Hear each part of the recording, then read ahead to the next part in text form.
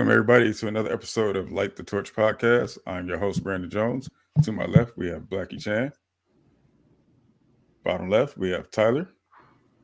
And bottom right, we have my man, Gunner. And today we are going to review what happened this past Saturday. The Stanford Cardinal just took a beat down from your USC Trojans, man. We're going to get into that. So, with that being said, let's kick it off, fellas. First quarter. Give us your offensive grades and your reaction to how well our offense played. Go ahead, Gunner. Yeah, so I'll give it an A for offensive. First half was perfect. There's really nothing more else to say to that. I guess the part where they don't get the plus, I guess if you were wondering, would be the backups in the second half. I did expect us to still move the ball more. Maybe Riley didn't want to show some stuff, but it kind of was a little underwhelming. But again, we put a stomping on them, 40-93 in the first half. So can't really say much. Right. I agree with you. Go ahead, Tyler. What you got? Yeah, I'd give them an A+. Like, I get the A for sure. They definitely were underwhelming in the second half. I thought that they'd be moving a little bit better, and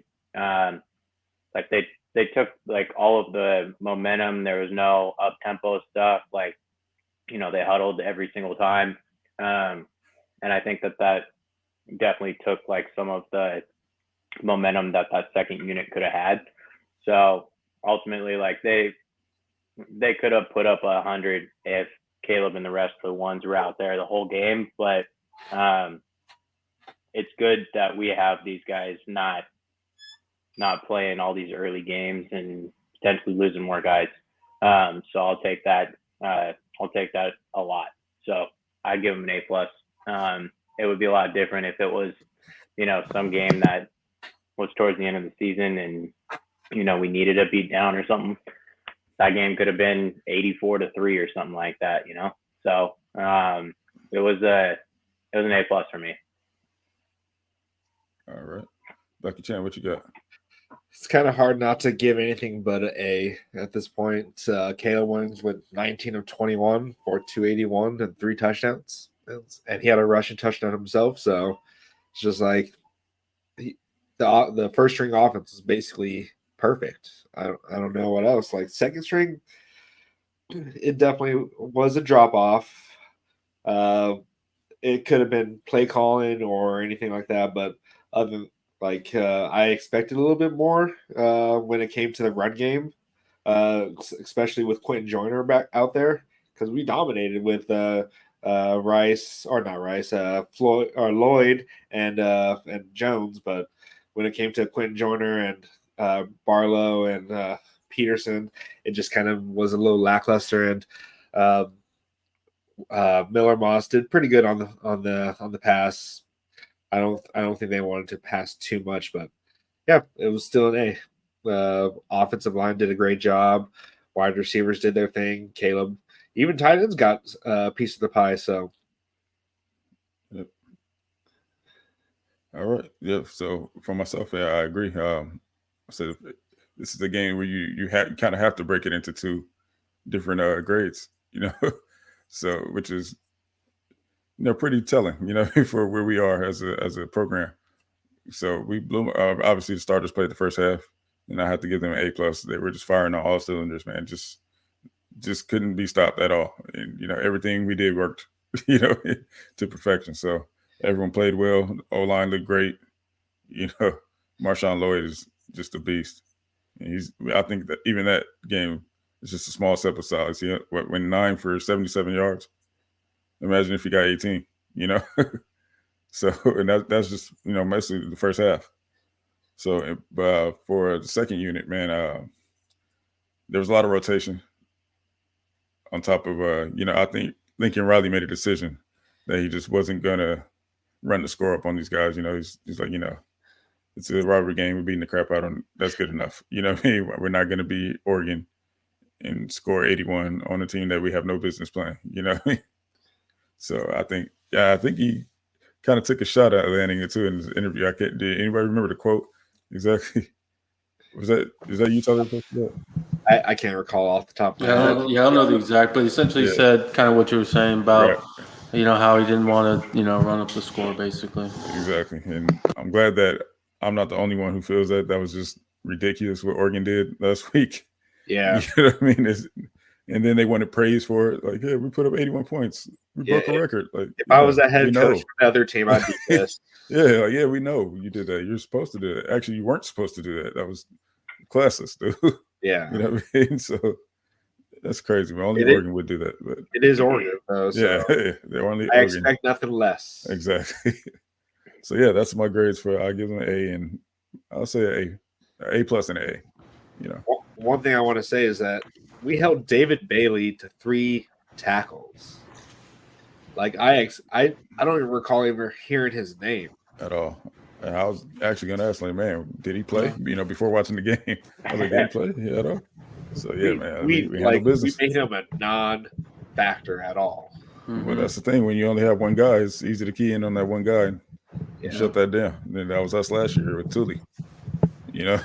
All we had was Tully, and all teams had to worry about was Tully. They're like, okay, fine. That is true. So, all right, moving on. Second quarter, we got defensive grades. Go ahead, Gunnar. Give us your defensive grade.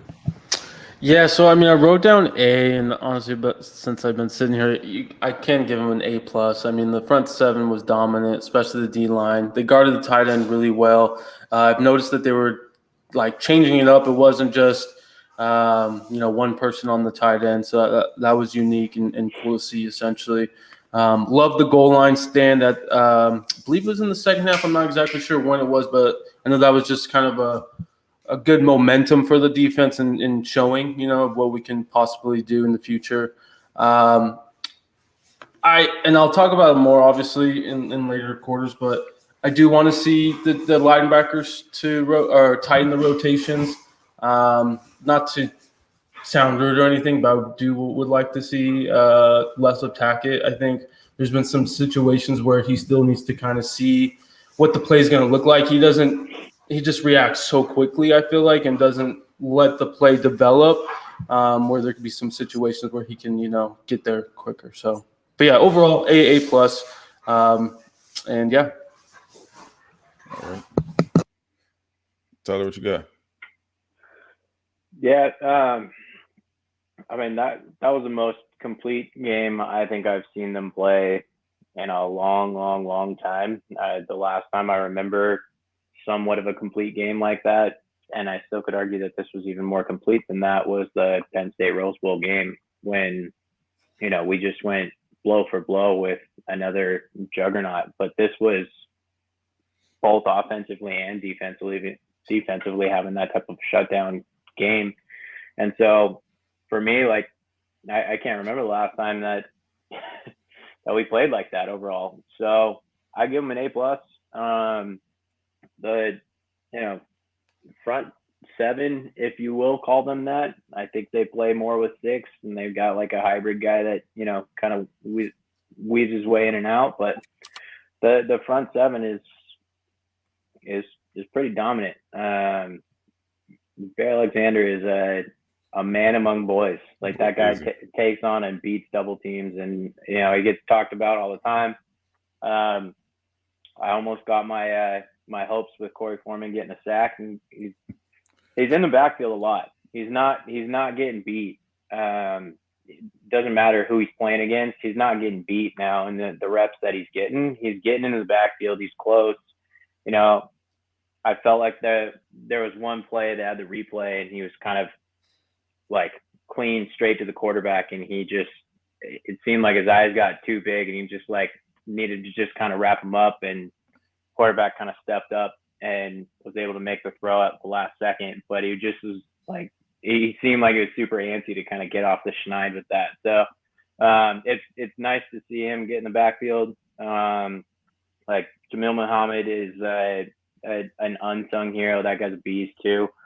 And like, they just didn't have a chance to throw the ball at all. It was just completely dominant all night. So very, very exciting to see that. Right. Go ahead, Blake Chan. Tyler all of a sudden is the president of the Corey Foreman fan club now. That's right, baby. Corey, I got you, my guy. No, like Corey, I was really hoping. I was like, oh, he's gonna get it. He was so close so many times, but defense is great. Hard not to give it a B, or not a B, an A as well. Like all facets of play was pretty much perfect. Our defensive backs, they played a really great game. They were like that goal line stands with Kalen Bullock. I thought Eurosec, my feed froze on me, and it froze as the ball was going into Eurosec's hands. I was like, oh crap, there he goes, a touchdown.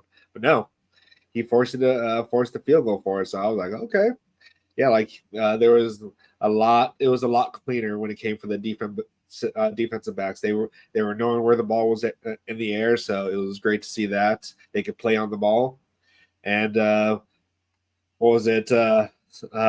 Bird was killing it. Like that man was harassing those quarterbacks. He took out their starting quarterback. Like you don't want to see it, but he made a great play. He grabbed that arm, got that fumble, and Taggart Curtis was really wanting to take that to the house, but stepped out of bounds. He had too much sauce going on right there. But this is a little preview, but like from what I was predicting before, like Bear Alexander just made a living in that backfield. He just couldn't be stopped. Like he's living up to the like what he was saying. He said, I'm going to disrupt the backfield. That's exactly what he's doing right now. He's disrupting that backfield. Like no one can block him. No one wants to block him. So if you have the task to block Bear Alexander, good luck. Like that's all I can say to you is good luck, because it's not gonna be pretty. It's not gonna be easy. It's gonna be tough. Like you may beat him one time, but 9 times out of 10, you're gonna lose that battle with Bear Alexander. So yeah, the defense played great.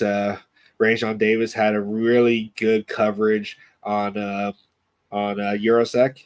We held Eurosec to 54 yards. So their star receiver / tight end neutralized. They were doing things that I don't even think they would have been doing. Like they were doing some Georgia stuff by doing a jet sweep with their tight end just to get him the ball. So that's when you know that you stop someone, when they have to go out of their game plan to do something like that. So absolutely, they were definitely playing a schoolyard ball after a while, man. Just trying to draw stuff up on the fly, trying to get something going for their offense. Yeah, but yeah, as far as first, this is another one where I have to break it into two different halves, you know. So first defense, I give them an A+, because our D line was just wreaking havoc on them. DBs looked good, you know, they were great in coverage, man. But I cannot say the same for our second unit. We got bailed out a lot. That second unit, secondary, got bailed out a lot by drop balls. You know, they had more than we even wanted to see. So I think those could be potential big plays down the line. You know, I mean, obviously those guys probably won't be playing if it's a close game. But yeah, but for our future, you know, that's what I want to see cleaned up. So of course I can't harp on the bad too bad. You know, I mean, given the score, you know, we did give up that last touchdown, but I like to see that we made them earn it. You know, that second unit made them earn that touchdown. And you know, Lincoln had to review that one. He didn't want to accept that one. I think he was right. Huh? I think he was right. I saw the ball across the plane. He still thinks he was right after. Yeah, hey, if Lincoln thinks he's right, I think he's right. Well, Lincoln wasn't on the field, man. Hey, not to get out of bounds or whatever, but it's cool to see though our coach have some emotion. You know, it's been a minute, I would say, where we haven't seen emotion. So exactly, you love to see that from your coach. You love to see him fighting for his guys. You know, hey, no, my guys, stop that. I don't care what you say. All right, I'll take this chance and lose the timeout. I'll go to bat for my guys. You know what I mean? Got to see the same thing from Alex Grinch too. He got heated on the sideline a couple times too. Yeah, and got to give him a little credit. I mean, the schemes and everything that we did to prepare seemed to go well, and they made adjustments and had guys that were not 5'9" Max Williams on tight ends this game, and then they were able to adjust and have other guys play on their best weapons. Yep. So it wasn't vanilla, it wasn't one-dimensional. They made adjustments mid-game, and that was really exciting to see because that's not something I've seen so far. I'm going to have to apologize to Max Williams. He had a great game, even on top of the tight end. Yeah, so, he played great. Yeah, I think he was eager to prove. I'm sure he's heard some of this. Max. Like, right. That guy's got heart. Great job. So, absolutely. Everyone did a great job. Max is a guy who's just very instinctual, man. Yeah. You can't teach the stuff that he's good at and good for. Yep. Shout out to Bryson Shaw, too. He impressed me, man. I said it, I think it was episode 1 that I want to see more out of him. Because, he hasn't been, I won't say, I can't say he was underwhelming, but he just didn't overly impress, Decent. previously. Yeah. But this game, he balled out. And it's crazy the chemistry that him and Max have playing together. Yeah, they do. Anyone else notice that? I think they're great. Yeah, so that's something that is needed in the secondary, and it's something you love to see. So we'll see how that goes moving forward, man. We'll probably see the two of them together. I'm interested now to see the lineup that we'll have moving forward. I think playtime is over. I mean, obviously we got this game against Arizona, but it's a road game. It's one that we would not be taking lightly because it is a road game. It's always tough for us to play at Arizona State anyway. Exactly. It's always hot on that field. Yep. So it'll be a different goal. It'll be a EG homecoming. I'm sure Eric Gentry can't wait to get over there and bust some heads. Some of his former teammates. Yeah. So, he'll be showing out. But I expect that game to go pretty similar to this one. But we'll get to that. We'll get to that when time comes. So I would like to say the fact that they keep saying the longer it goes, the better it gets. It's proven it. You can see it just the way they approach the game. Yeah, like each game is getting a lot better on defense. Like you can see it, and it's scary that it's getting better on offense each game too. So that's what I said. We're not even hitting our full strides. Our ones are only played 1.5 games up to this point. Yeah, like so it take that into effect when you're grading these Heisman numbers too with Caleb. That's my big fear. They're like, oh, Caleb doesn't have the numbers, but honestly, he doesn't need the numbers. Individual awards I can care less about. Yeah. I would like to hear them to stop saying, oh, Archie Griffin's the only one that has done it. Yeah. And they act like it can't be done again. Well, obviously if someone's done it, it can be done. So I don't know. We'll see how that goes moving forward, man, with these types of things. Of course, there's another quarterback in the conference who's getting a whole lot of hype. And I can't say it's not deserving. He deserves every bit of that. He's been balling out. But I don't like when they try to make the comparison when one guy's only been playing half football games. Yep. And the other one's been in nail biters. So, but they get to go head to head and square it off. So, that being said, that being said, we'll move into the third quarter. You guys give your players of the game, offense and defense. Go ahead, Gunn. Perfect, as well as plays, right? Yes, absolutely. Okay, perfect. Just want to make sure. Okay, yeah. So I mean, this might be a shocker, but Caleb Williams is my offensive player of the game. I'm actually going to throw out 2 here. I mean, that deep ball to Rice was pretty insane, and then that scramble throw to Singer was also. I mean, that's something we just see every week. It seems like those scramble throws, but yeah, those are 2 that stand out for me. And then you want me to go defense real quick as well? Sorry. Yep. Yeah. Perfect. Just want to make sure. Bear Alexander, I mean, he didn't have the stats, but I mean, the dude was just creating havoc. And then the 2 plays. I do 2 plays just because. But the goal line stand and then the pick that Max Williams, that's something actually what Bear Alexander created because he created that pressure. So those are my 2 plays for defense. Yep. All right. Tyler, what you got? Sam Gunner taking everything, man. Offensively, I mean, they spread the ball around so well that it's kind of hard to pick anybody other than Caleb. It's nice to see somebody like Marshawn Lloyd in the backfield. I haven't seen somebody that shifty wearing cardinal and gold for a really long time. Like Don't he say reminded it. me a lot of Jahmyr Gibbs last year. All right. I'd love to see him out there, you know, in the passing game, see what type of opportunity he gets in the open field and some sort of like, you know, spread type thing. But yeah, like actual play of the game. I mean, Gunnar, you took the two that I was thinking of.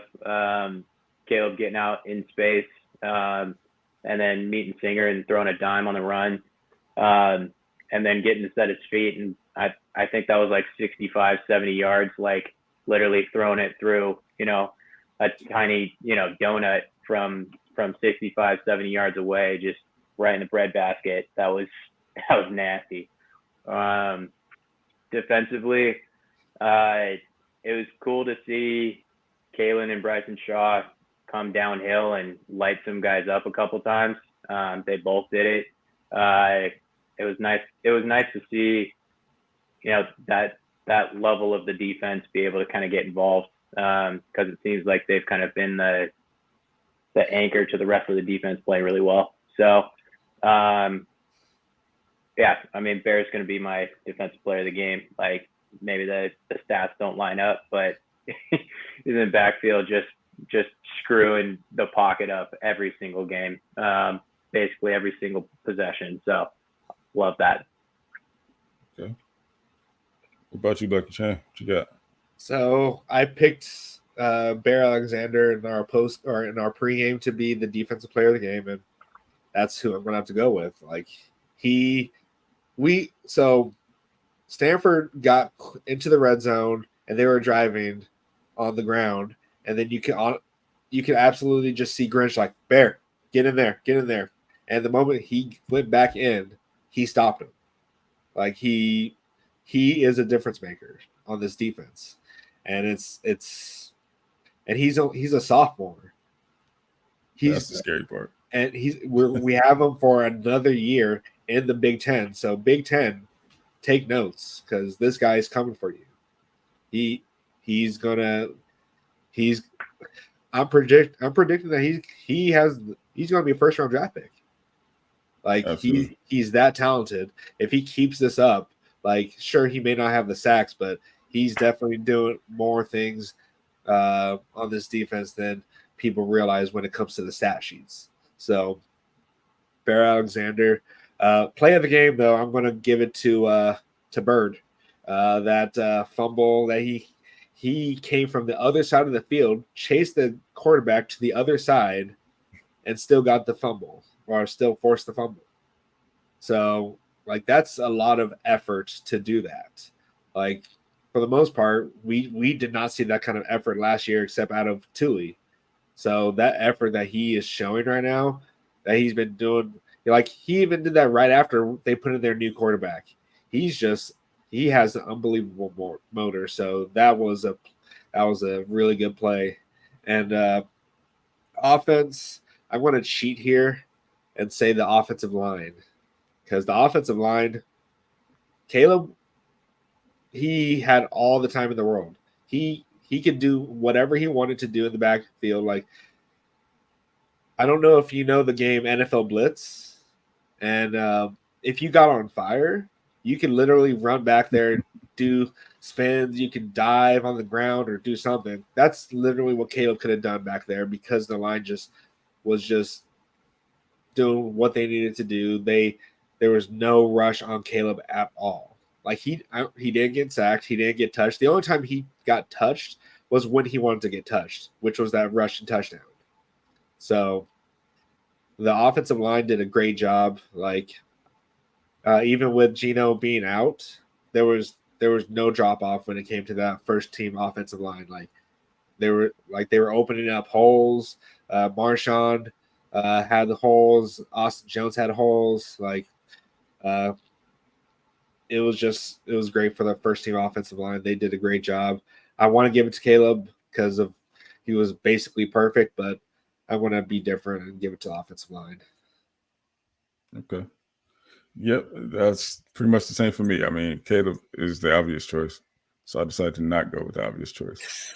You know, so I think it's too easy for Caleb at this point, man. He's almost exempt. You're like, yeah, you don't get to be player of the game. You're too good. All right. So, I decided to go with Marshawn Lloyd. 9 carries, 77 yards, and man, he just looked impressive. You know, doing this thing, blocking like crazy, getting downfield. What do you guys think about Caleb getting downfield and trying to? I guess you could say block. Yeah, I don't like it either. No, but I get what you're trying to do, but yeah, cut that out. Cut that out. I was yelling at the TV. It's like, what are you doing? Yeah. Yeah. Like, Caleb, we get it, man. We get it. Just chill out, though. You know what I mean? But yeah, defensively, I'll have to go with. To me, I feel like the obvious choice would be Bear, right?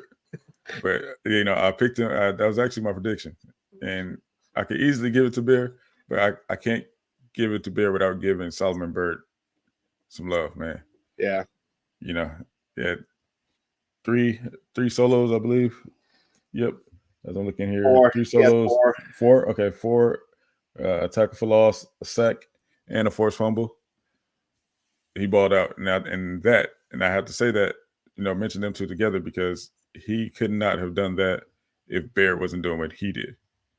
And Bear was just wreaking havoc. I told you it'll leave someone. I thought it would be Jamil Muhammad, which it was. Jamil made his plays too. But I told you once they start doubling, you double one guy on that defensive line, and it's a wrap. Somebody else is going to eat. You know what I mean? So it's like pick your poison. So you love to see it, man. As far as plays of the game, I'm gonna have to go with the bomb to Brandon Rice. Cato said, "Oh yeah, you think I'm just good at throwing on the run? I'm just sit back here for a little bit and then show you my arm strength. And just put it right on the money, man. We got to see that speed that B Rice been bragging about, man. He's been selling us that he's the fastest guy on the team, and right there you got to show a little bit of that, man. I don't know. I still think that's debatable. I got to see that race because we got so many, man. But I got to hear some other guys admit that he's the fastest. But man, you love to see it. You love to see it. Defensive play of the game, I'm gonna have to go with that Solomon Byrd strip sack. Yep, definitely. Yep. I think before we in the Discord we talked about having our expectations met, if our expectations were met for this, and we changed the fourth quarter to CFP predictions. I think. Right. Fourth quarter, I think, was focused for bye week and then CFP. Okay, yeah, we could do that. And Raul's here, so he could. Perfect timing. He could do rapid fire, fellas. What's up? Yep. All right, Raul. We gotta get you caught up, man. Yeah, for sure, right? Sorry about that. We're gonna put you on the spot. You good, man? It's life. I'm just coming back from the student section. I didn't want to leave. Hey, yeah, why don't you go ahead and tell us about that, man? Tell us about your experience in the student section. No, it was great. It was the first time there. We sat right in the middle of everything. Students were high. We got there like around 6:30. It was pretty full already in that little section of the student section. From 6:30, they had live music going on with the DJ. Just the atmosphere there was great. And, everybody was standing up for the majority of the game, which I didn't mind at all. We were making noise. It was a great experience. So for those that haven't experienced a game in the student section at USC, it's highly recommended. You definitely got to have some in there, right? Have some connections with current USC students in order to get those tickets, unless you have some other connection. But overall, it was a great experience. After the game, a good portion of the student section stayed, to listen to the band at the end. Can't remember who it was that was leading the band at the end, but it was a great experience. Got to meet Austin Jones. Awesome. I got Deuce actually signed my hat, USC hat, so that's pretty hyped about that. So shout out Deuce. I'm not planning on selling it. That'll definitely stay on my USC memorabilia. It was a great time, honestly. So highly recommend it, fellas. If you guys haven't experienced that, it's definitely a great experience. What about the halftime show? Oh, the halftime show. It was honestly, I had no idea that show was gonna happen. I was gonna go to the restroom, and then they said a drone show. I was like, you know what? Let me just stay behind and look at this drone show. So it was honestly, it was pretty cool. They put up the USC helmet. They put in the Heisman for Caleb Williams, I'm assuming, or just all our previous Heisman winners.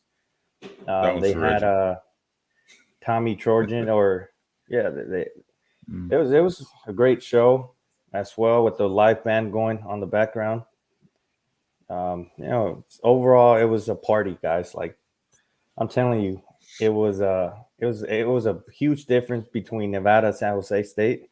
I wasn't there for San Jose State, but I'm assuming good experience and all regardless. But this one was just different. Obviously, being that it was conference play, maybe the last Stanford game in, like Lincoln Riley said, in a while. So honestly, it was a party out there, guys.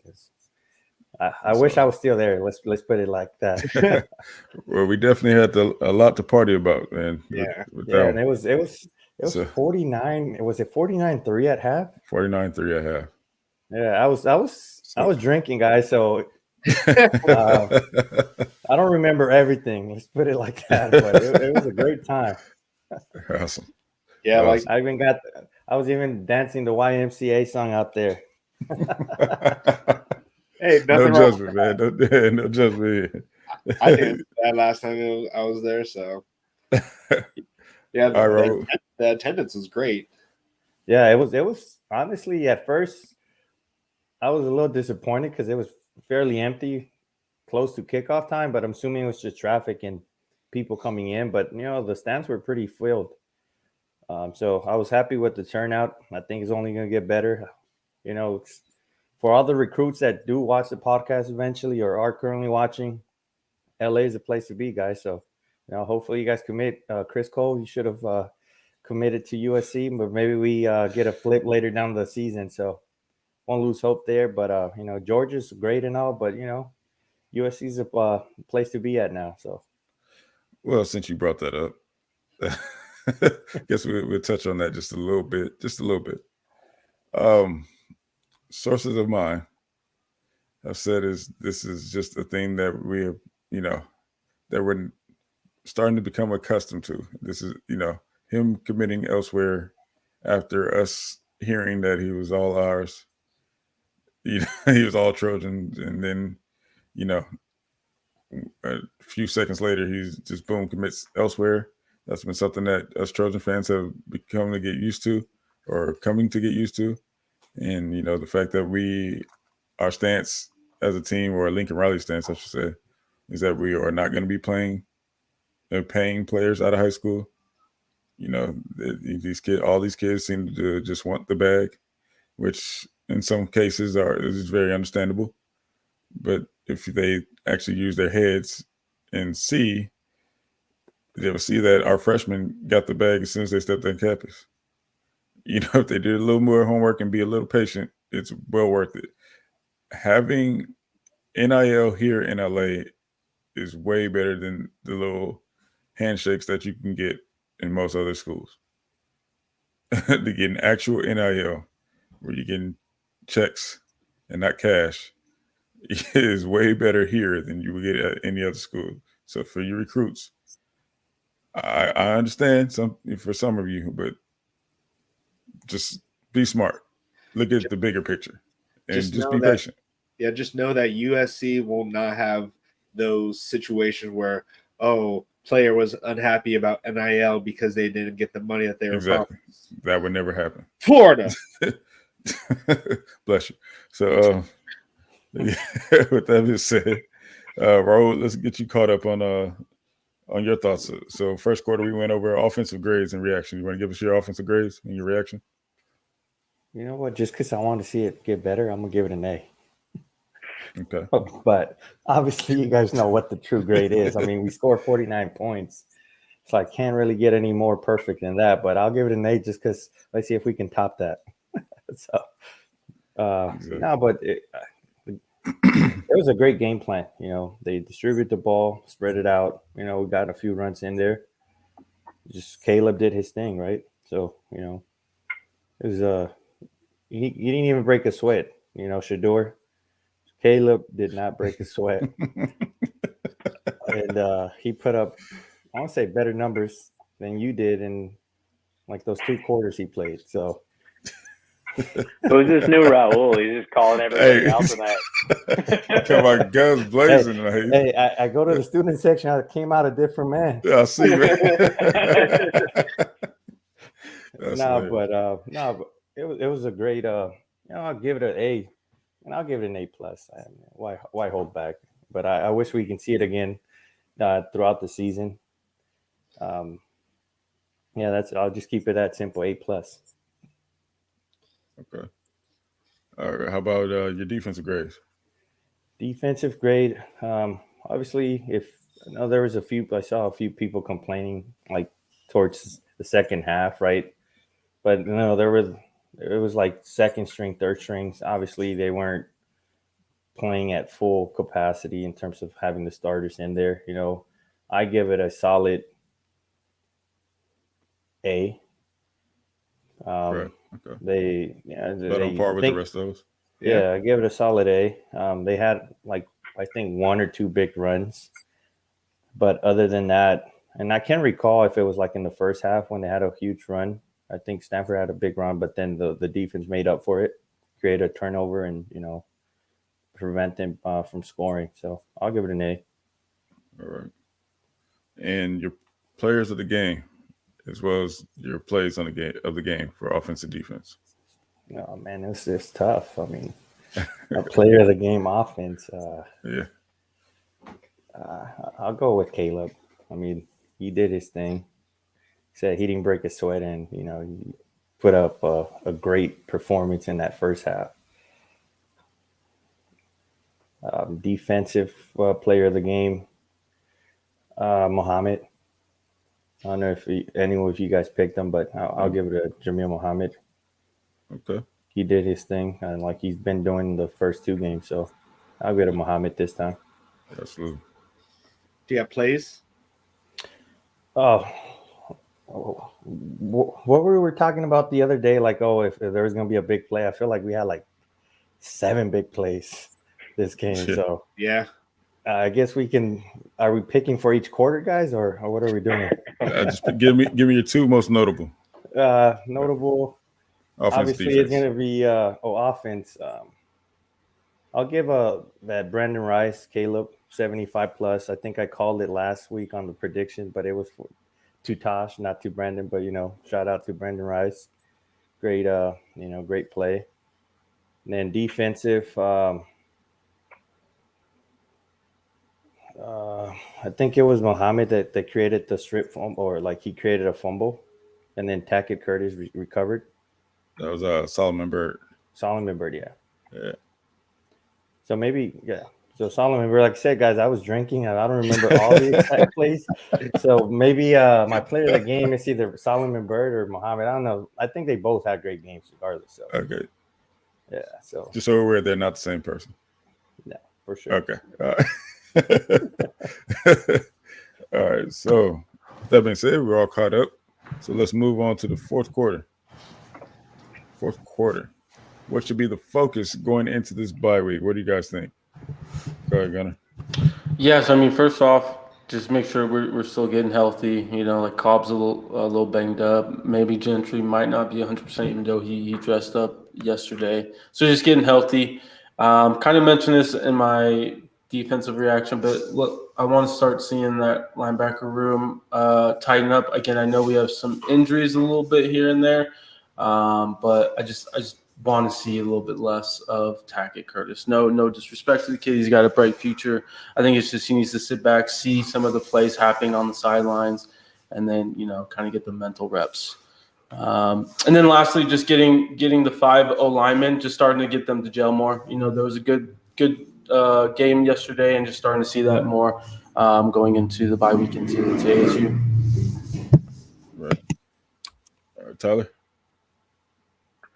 Yeah, I mean, more of the same thing. I have to the linebacker group kind of get shored up a little bit.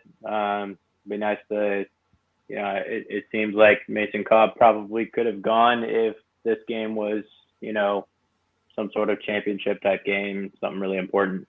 And they probably just chose to let him get healthy with some sort of lingering injury. So having him get healthy, same thing that Gunnar said, the O-line, they played really well, but that continuity between the 5 big boys up front, we're going to need them to keep Caleb upright. And when he sets his feet, he's deadly, and that's all up to those boys. So, I'd say that's, just echoing everything Gunner's saying at this point, because he's just taking everything away from me, because we're on the same page here. So, man, we might switch the order of things, man. Yeah, there's not a whole lot to work on. I mean, they came off a good game. Stay sharp. You got to want to fight through this and not get complacent. You got to stay hungry. ASU is somewhat of a, we should win that game handily, but it's our first game on the road. You got to be ready to travel, and they typically play us well, and they've got some young guys, and not a place you want to give them any momentum and have to start playing some sort of tight game. Step on their throat and get ahead early and blow them away, just like we did with Stanford. So, right. Bro, what you got? Pretty much what Tyler and Gunnar said. Just just continue to see the O-line, work together. Improve there. Make sure that they stay healthy. No more injuries, please, fellas. Don't get injured during practice. That's all. I think that's our biggest enemy for this year. This year, as long as we stay healthy, I feel like we can beat anybody out there. So as long as we stay healthy, practice hard, prevent any injuries. Like I said, offensively, I feel like we pretty much could do whatever we want on the field. So if we see improvement on the defense with the cornerbacks, making sure that they just kind of learn week by week and learn to play together as a team, prevent those small little big plays that happen here and there throughout the game. I think, the sky's the limit for this team. I truly think that we can beat anybody in the nation. And it's starting to feel like a very special season. It's brewing. So, like the group chat, I keep bringing up the group chat. That's how we all started, right? But, I think Tyler was onto something. One of the first group chats was 2024 national champions, and this was way before the season even started. So, it's the middle of good. last year. Yeah, right. Nostradamus over here. Been a minute. Yeah. So it's definitely looking like it could be a really special season for us. So as long as we stay healthy, that's really what I'm looking forward to. All right. Blackie Jen, what you got, man? What are we working on this bye week? Discipline. We're definitely going to have this was basically another pregame for us, or a spring game, or it was definitely a pregame for us. So we definitely need to limit the big plays, because we have not had a team so far put a drive together on us. They just have big plays that lead to scores. So we need to limit those. A lot of the times it's a big run or a big pass. So we got to make sure that we get a little bit more, have a little less of those big plays and just make more 3-and-outs. But discipline when it comes to penalties, we'll have penalties here and there. So I don't think we had that too many penalties this game, but we still do get penalized a lot. That could be the Pac-12 doing that on purpose, or just actually us causing those penalties. So either way, we need to limit penalties. So I just want to see more discipline especially going into road games. We have Arizona, CU, Notre Dame. We need to be disciplined for those games. Yep. For myself, I'd say health. Yeah, we need to make sure we're nursing the injuries of those guys who are injured. We don't know who who or what they are, because injuries are kind of hard to get reports about injuries from this guy.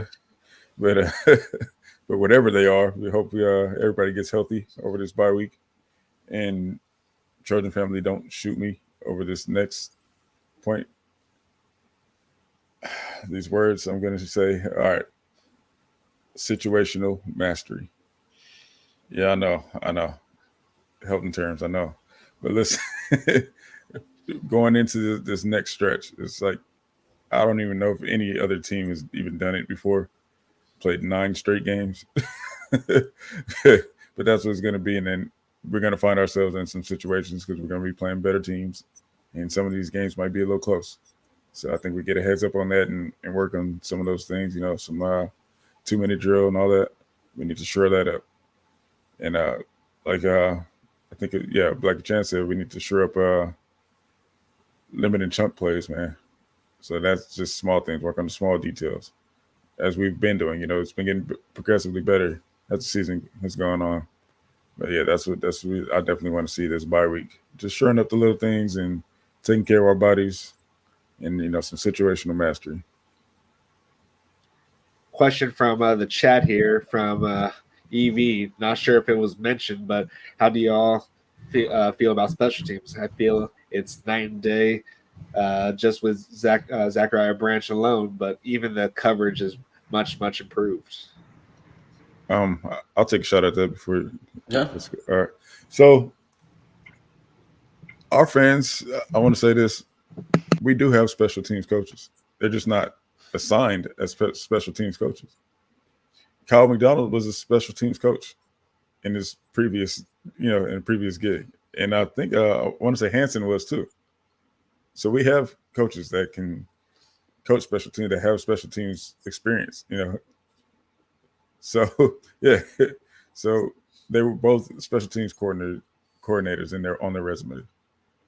So, yes, it looks much better. It's year 2, and they got to do a little more coaching, So, yes, it looks a lot better. We got a much better punter. Yes. No disrespect to anyone from last year, but he had some good punts. Yeah, he's doing his thing. And, yeah, man, so overall it looks better. We do have special teams coaches or coaches who are coaching special teams. So we don't need a special teams coach, in my opinion. I think they're doing just fine. Anybody else want to step at it? It's not like how we had before, though. Like, there was one season, I can't remember, but we had multiple block kicks. We had, like, with the Dory Jackson, who was the special teams coordinator for that? We had block kicks, block punts. Like, I feel like we're getting close to blocking punts, but I just feel like there has been a lot of times where we weren't ready for specific, like the onside kick. Like, that should be easy to set up, easy to execute.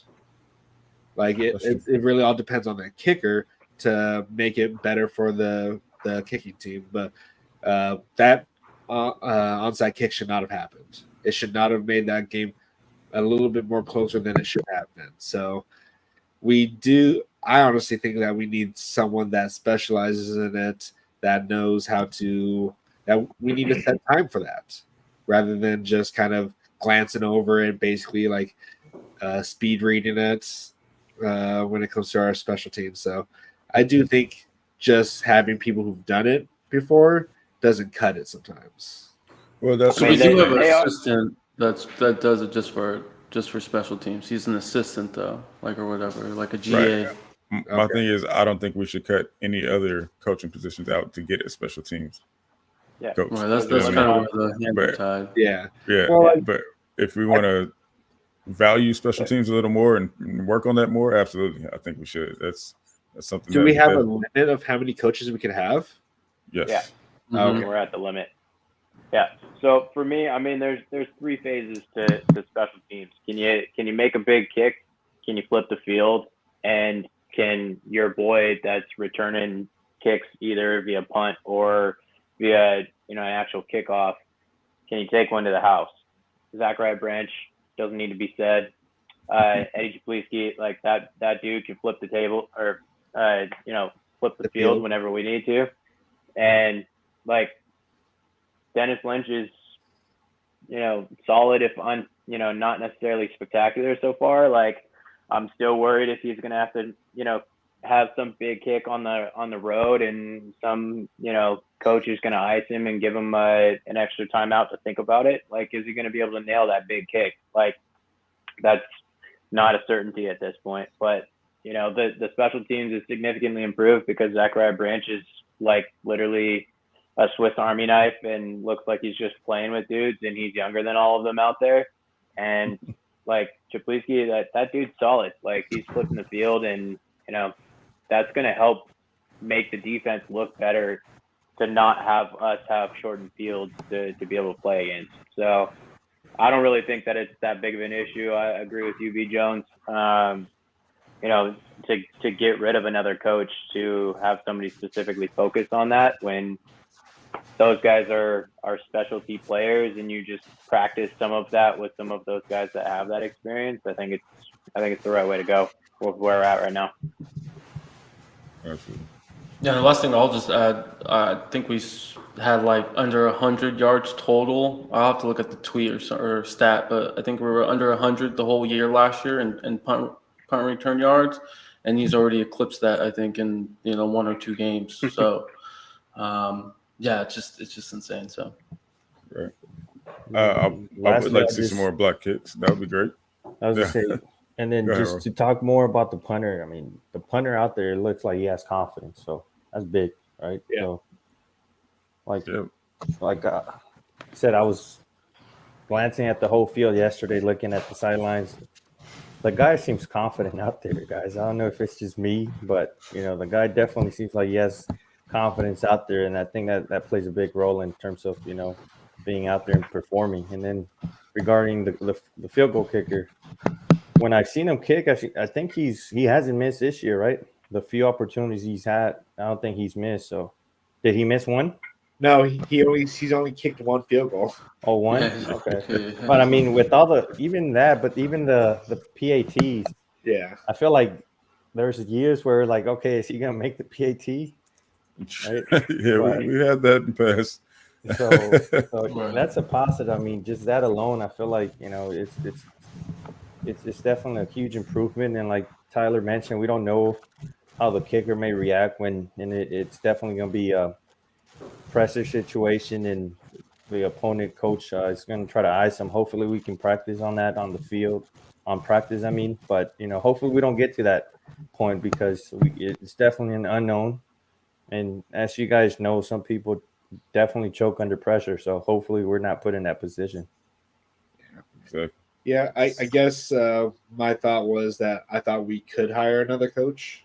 So if we don't have the spot for another coach, then I get it, because all the coaches that we have a purpose right now. So it's not like we should cut them. But if we could hire another one, I would want us to. I would agree. Yeah, if we have the ability. Yeah, if we were allowed to have 11 coaches, yeah, by all means, bring in a special teams coordinator. Yeah. Sure. I just thought he just didn't want to. No, he does feel that way, but that's also the reason, though. Essentially, right. Makes sense then. So through all that, Evie, I hope he answered your question. But yeah, I don't know. I don't see. Yep. So we now can move into overtime. What do you guys have for CFP predictions? Who's your 4 for CFP? Go ahead, Gunner. Yeah. So not in like particular order, but Georgia, FSU, USC, and Texas. Those are my 4 right now. Okay. Oh, sorry, we got it. Yeah, hey. Damn, Gunner. Yeah, sorry, we're gonna cut you off for just a second. We got a question here. It says, "Good evening, gents. Tight end Lake McCree is a hidden gem. Good hands, good size, good speed. Not afraid to go heads up after the catch. What are your thoughts?" So go ahead and kick it off, Tyler. Yeah, I mean he's somewhat of an unsung hero on the offense. Like, he's not a guy that the offense is going to get ran through, but when we need to have somebody, move the chains, and he's the 5th target on the field, like, the defense usually forgets about him, and he's an unsung hero. He's not doing anything spectacular, but he always gets the job done. He's a pretty good blocker, and he doesn't mind getting his hands dirty. So I love watching him play. I thought that he'd be, a bigger piece, but we've just got too many weapons that, like, the guy just seems to just have that kind of, blue collar mentality to just, I'm willing to do whatever it takes to get it done. And I would take 100 of those guys on my team anytime. Absolutely. Raul, you got thoughts on Lake McCree? No, similar to like Tyler mentioned. I mean, we got too many weapons to distribute the ball. So when he is getting his number called, he's performing, he's producing. So I agree with Frankie in terms of being a hidden gem. He's definitely performing, and I feel like he's going to come up big for us on a tight 3rd and 1, 4th and 1 type of situation where, they give him the ball. The guy's catching the balls, and, like he mentioned, he's not afraid to, take on the hit and get that extra half yard or a yard, right? So I agree with that. Absolutely. Go ahead, Blackie Chan. You got thoughts on Lake McCree? No, he's definitely great. He's not making any mistakes. He's having great blocks. He knows how to get open. He's a good safety blanket for Caleb. Like, if anything, he's always there in the flat, because that's what we've really used him for, is in the flats. And he always gets a good chunk yards. Like, I don't think he's had anything less than 5 yards on any kind of receptions that he has, except for this last one, but it turned out to be a touchdown. So other than that, it's just I hope we get to use him a little bit more, and because people are going to be trying to take away Branch, Rice, Washington, all of them. So if all their focus is going to be over the top, who's going to be at the bottom? Lake McCree. Yep. And I'm just going to piggyback right off of there, man. He's a lunch pail kind of guy, man. He brings his hard hat to work every day. And I think as we go on, further down along the road this season, further through our schedule, they're going to be keying in on our receivers. They're going to be their main focus, and everything's going to be wide open for Lake McCree underneath, as well as Marshawn Lloyd coming out of the backfield. And I think Caleb can just dink and dunk, because they're definitely going to be dropping 8 for now, So we're going to see a lot more runs and see a lot more tight end involvement, and I'm looking forward to that. And Lake McCree should be able to show his worth, man, and prove to the scouts. So I would love to see him get drafted, man. So, yep, shout out to Lake McCree. We lost Gunner. So, Tyler, you want to pick up where you left off as far as your CFP prediction?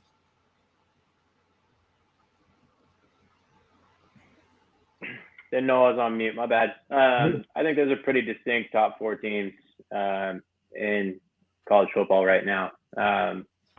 I think there's a really steep drop off after that. I think it's Georgia, Michigan, Florida State, and SC. They'll kind of figure themselves out over time as to who's going to, be where in that top 4. But I don't see anybody else that can compete with that quartet right there. And honestly, last year was, we can compete with anybody. And now it's this year, I believe that we could beat anybody, especially if we played like we just played against Stanford. Like, I'd take us against Georgia right now. They're figuring out things with their offense. They've got to play a better defense than like Nicholls State or Kent State or whatever the hell they've played so far. Like, our defense is going to be a hell of a lot better than that. And somebody's got to be able to hang with our offense. And our offense is like clicking on all cylinders. And so, yeah, I'd take us against anybody right now.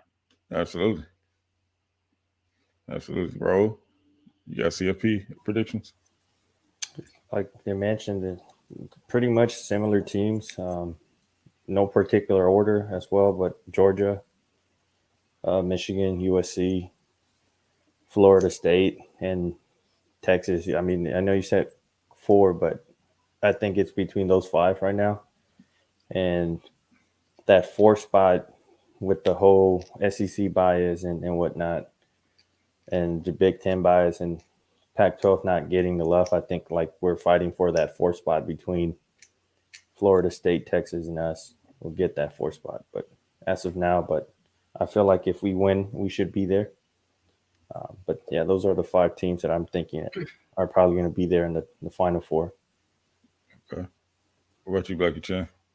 As of right now, in this order: Georgia, Georgia, Michigan, USC, and Florida State. I want to say that the Texas win over Alabama wasn't all. I'm going to catch a lot of flack for this, but I don't think it was that impressive. Like, I don't think Alabama is where they're at, where everyone thinks they're at. I don't have faith in any of their quarterbacks that they have right now at all. Like, what's his name? Jalen Milroe. Yep. He's not the answer for them. So Texas is great. They're a good team, but they struggled with Rice. I know people are going to say that we struggle with San Jose State, but they put up 59 against someone right now, so I don't want to hear it. But Florida State, they handled LSU, who beat Alabama last year. So with Bryce Young, which is a way better quarterback than who they have right now. So I think that's still pretty impressive, more than what Texas just did. But Texas definitely can run the table though. So because their hardest game is probably going to be against Oklahoma, but Oklahoma didn't look too impressive, or they looked impressive against whoever they were playing, but not 70 points like they did the first game. So we'll see. But I think it's going to be Georgia, Michigan, USC, and Florida State. Okay. Here's my thing, right? So these national media pundits, these guys will mention how Bama doesn't have receivers. Bama doesn't have a quarterback. Bama just hired a horrible coordinator. Right? They'll mention all that, but then somehow excuse all that and still rank them in the top 5. Yep. What? So you just get a benefit of the doubt because it's Bama, right? So you mention all that they don't have, and then throw them in the top 5 somewhere because they're Bama, and they got to be in the top 5 because Saban, SEC, Bama. Those are your reasons. Then they go out there in the field and look terrible, right? Just like everyone thought they would. Well, everyone who really knows what they're looking at, But someone help me figure this out. How are they even in the mention? How are they even ranked that high? Bias. So now you're going to throw Texas in front of us because they beat an overranked Bama team. Well, they're claiming their SEC now. Yeah. So bias. That's cool. Look where the SEC is now. Not looking good. 5 teams in the top 25, and really, I mean, it's gonna settle itself. Like, Texas is not gonna play the same strength of schedule we're gonna play the rest of the year. We got a cupcake schedule to start the year, and then once we start playing Colorado, and then we start going to Notre Dame, and then we finish with Washington, Oregon, UCLA. Like, we're gonna play 5 or 6 ranked games the rest of this year, and nobody else's strength schedule is going to be able to hang with that. So if we run the table or even lose 1 game, like, we're going to be fine. So, like, yeah. I'm not worried about it. You're right. You're right. And fellas, what do you guys think? And I haven't seen the schedules. I don't know if some of these guys play each other. I don't think they do. But say that those 5 teams that we're talking about, USC, Georgia, Michigan, Florida State, and Texas, say that we all went out, go undefeated. Who gets that 4th spot and who gets left out? See, that's the thing, right? It's very likely that everyone else can run the table except whoever's coming out of the SEC or whoever's coming out of the Pac-12. We could very well drop a game just the way our schedule's set up, right? Because those are the 2 most competitive leagues right now. But a Big 12 team who right now it's probably Texas and Oklahoma. And Oklahoma's still kind of questionable. Yeah.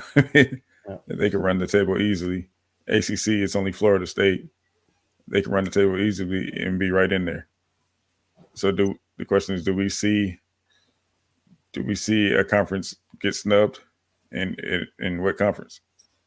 So with that being, go ahead, but- Lucky. No, go ahead. Oh, I was just gonna. This is the negative mindset of how the Pac-12 has been ran for the past 10, 15 years. I feel like we'd be left out. Not gonna lie, they will do anything to discredit us. Like if we beat CU, they're gonna downplay it. If we beat Oregon, downplay it. We can beat anyone and go undefeated, and they will downplay it and just say it's the Pac-12. Like no one respects the Pac-12, even though they respect the Pac-12. They like Washington's going to be undefeated, but probably by the time we get there, they'll downplay it. Like it just blows my mind how they choose to downplay everything that we do and everything that the Pac-12 has done, especially what's going on this year. Like everyone's darling is CU, but if somehow they lose to us, they will downplay it and they will still probably give props to CU. Oh, that's coming. Oh, Deion's first year, he's rebuilding. Yeah. And then they'll talk about all that. They're not talking about. They're like Caleb Williams had a perfect game, but they're still talking about CU. Exactly. It's fine. I mean, yeah, like they're going from being a one-win team to being a ranked team that beat somebody that went to the national championship last year. So like they have a lot of headline catching things for them to be able to do. So, I'm not worried about it. Like the thing about the Pac-12 is they usually bludgeon themselves to death because they don't schedule well. They schedule their marquee games at 10:30 on the East Coast, and then they schedule back-to-back road games for somebody like SC to go travel to Pullman on a Friday night after they were on the road the week before. Like they don't take care of their big names like the rest of the conferences do. And that's part of the reason why this conference is getting dissolved. So like with that being said, like I'm not really worried about, what's going to happen. Like the schedule lines up well for us. We do need some luck with some health. We can't have a lot of the big guys get hurt. Caleb can't have something with his hammy pop up like last time. So I don't want him running down the field to try to block anybody. Like literally just stand in the backfield and celebrate on your own, damn it. Like please don't do that. But yeah, like we're set up well. And the rest of those teams, for the most part, have some questions about the quarterback play. And we have zero questions about quarterback play. And I will take a quarterback guru in Lincoln Riley and the camaraderie that he has with Caleb Williams over anybody in a toss-up type game. And so ultimately, like I'm rolling with us, and I'm excited to see where the rest of the year lines up because our defense is a lot better, and we're gonna have a chance against anybody. So, but we can't play defense, Tyler. Remember that. Yeah. Where's your boy Sky Blue, man? Ask him if we can play defense. Right. I got to bounce, fellas. All right, Tyler. All right, Tyler. Yeah, have a good night. Hold on. Later, guys. I'll try to be less cynical when it comes to how we're viewed, but it just feels like it goes on every year. Yeah. At what point? At this point, it's pretty much undeniable. The Pac-12 is the best conference in college football at the moment in week 3. I have to agree with that. Yeah, we have 8 in the top 25. The next team to have is 5. The SEC has 5 right now, currently. Who are which 5? I can't even picture 5 top 25 I have to go teams. look at the in the SEC. I can only think of 3 right now. Georgia, Bama, and Tennessee. Yeah. Oh, LSU. But I don't know. know. There's one more. Ole Miss, I think. Oh, yeah. Yeah. They did beat Tulane, so I'll give them props to that. Yeah. Yeah. I mean, listen, their top half are full of decent teams. But for us, our conference, we only have guys we only have 2 teams that suck? Right now, Arizona and the Arizona schools, I guess, or Stanford in Arizona. I was really hoping that Arizona would pull that one off. Yeah, and they're not bad. Frankie said Georgia's- Georgia and some other foods. Yeah, right. It's Georgia That is and true. company. Yeah. And even Georgia hasn't even looked great, guys. At all, and they don't play anybody. So the fact that they're still number one is kind of ridiculous too. Yeah. I think it's. You know, I being just their think schedule, it's. at some point they're I gonna have to think get it's docked for that because they schedule. are. Oh yeah, Wazoo beat Wisconsin. Yeah. Yep. Yeah, we got that one right, Brandon. Yeah, Yeah. I'm telling you, funny things happen when these teams come out here west. Honestly, I think I only got one wrong. Yeah, I got a couple wrong. I got the Colorado one. Tyler Shuck did me no favors, man. The one thing that I think, I don't remember who I picked out of Cal and Auburn. I think I picked Auburn. Yeah, I picked Cal, and they disappointed me. But no, I thought Arizona could pull it back. But if you have 3 interceptions like Jalen Delore had, it's kind of hard to win that. So yeah, honestly, I thought he kind of growing out of that. He does do things under pressure. You know, he doesn't handle pressure the best. He and Bo Nix are a lot alike in that way, if you ask me. Yeah. You know, I want to apologize for picking Oregon last week. Yeah. I wish I wasn't right on that, but yeah. Well, Tyler Shuck forgot that he played for Texas Tech in that Oregon. Yeah. You know, so he threw it to his old teammates. I didn't get to see the game, but I heard there was like some type of controversy or something like that. There was some questionable calls, yeah, for sure. Yeah. And that went in Oregon's favor. But I really thought Utah was going to lose. Yeah. They came close. Yeah. But I think they're doing pretty well considering their circumstances, man. But at the same time, it's like when Rising does come back, what Rising are you going to get? He's coming off a significant knee injury. So I know everybody on that side is happy to get him back, but they don't even know what they're getting back, essentially. Well, I think he's going to be better than their quarterback right now. Well, we don't know. Yeah. And does the mental side of it coming back from an injury too? But if he's half the man, is he that confident? Is he going to have that confidence in his leg, or is he going to be thinking about, oh man, I want to make this cut, I might hurt my leg? We don't know. We don't know what kind of Rising we're going to get. Yeah. And you think teams ain't going to be shooting for that leg? it gets grimy out there. So, but I wouldn't want to wish any of course not injury on him, but it'll happen. Yeah, it's very likely. Yeah.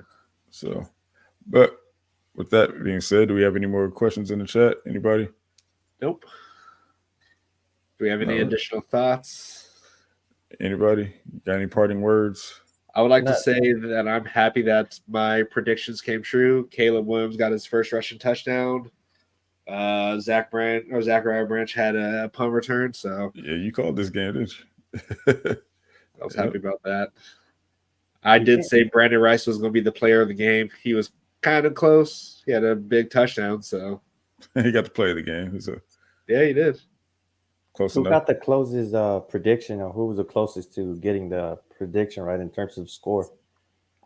Oh, no, we actually have to go back and look at that. Oh, yeah. Like the score of the game? Yeah, I had 55-17. Obviously, I didn't picture the 55 coming the way they did. It should have been close to 80, 90 if we would have our first team there. But we can go back and look. I'll download it or something.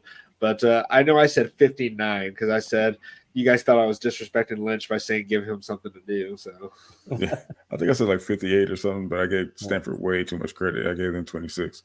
So yeah, I guess we kind of disrespected our own defense by giving. Yeah, we did. I thought they would actually score on their own, and then the rest would be like some garbage time. I thought they would score 2 in garbage time, but that didn't happen either. So proud of our defense for proving me wrong. And yeah. All right. But with that being said, I'm sorry. This is non-football related, but it's USC related. The basketball team has been there the past 2 games, so for those fans that are strictly just watching football, highly suggest you guys support the basketball team, support all USC athletics. Just found out that the beach volleyball team won 3-peat. So for those that didn't, so they won back-to-back championships. Basketball team was out there, and I'm a huge Laker fan, a big Kobe fan. So I'm happy that they. I don't know if you guys saw it, but they announced it sometime last week. USC basketball is going to be one of the schools that was chosen to wear his shoes. Or Nice. Some type of partnership like that. I think it was UConn, the Ceros, USC, and then 2 other schools. Why they get picked? I'm not sure. It's just, I guess that Nike. Yeah, that's exactly. But well, I'm glad. Yeah, we have those ties. That's for sure. Yeah. But, and shout out to Bronny James for helping us with recruiting too. Absolutely, man. He did his best. Who was he talking to again? Is it there Harvey or Cole? I think I want to say Cole. Oh, well, he tried. Yeah, but that's over. We got to move past that now. Look forward, man. See who else we're after, but we'll report on that as soon as we hear something. But with all that being said, man, I think it's time we wrap this one up. Make sure you guys join us Thursday for our preview. Actually, no, we have a bye week. Yeah, bye week. So maybe stay tuned. We'll discuss that. We'll figure something out to talk about. Exactly. So join us Thursday. Maybe not. I don't know. We'll see.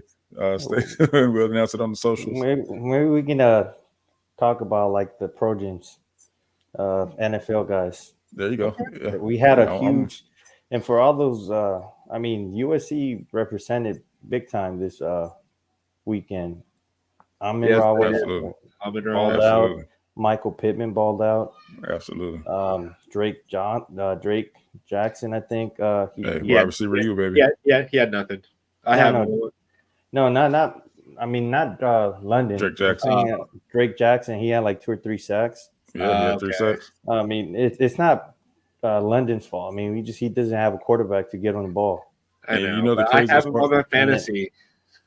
And then Jordan Addison got a touchdown as well. So he did. They represented well. So 34-yarder. I had him on my bench.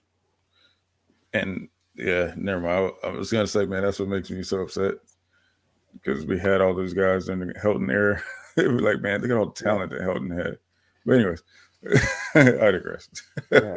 So yes, we will be. We'll be here Thursday. We're gonna say 5:00, right? Something. So we change it to. Yeah.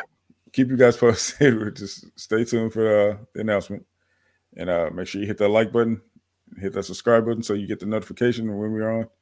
And with that being said, fight on. Fight on. Fight on, fellas.